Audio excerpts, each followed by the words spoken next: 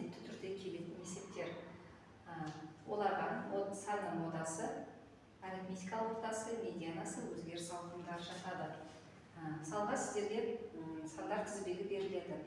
Олардың бірінші модасын тауып көрейік. Модасы дегеніміз сандар тізбегінде ең көп кездесетін сан. Бұл жерде бізде 11 болады. 2 рет кездесіп тұр.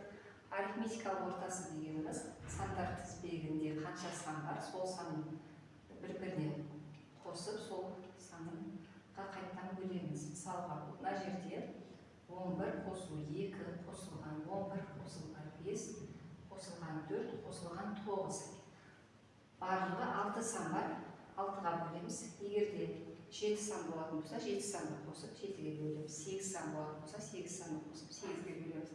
Солай біз арифметикалық ортасын табамыз. Енді медианасын тап десе, сандар тізбегінің өсу немесе кему ретімен жазып аласыздар. Алдымен өсу ретімен жазайын мен. 2, 4,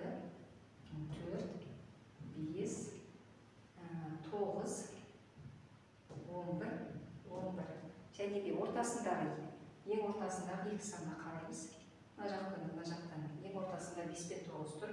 Сол 2 санды қосып 2-ге бөлеміз. Сонда 7 шығады.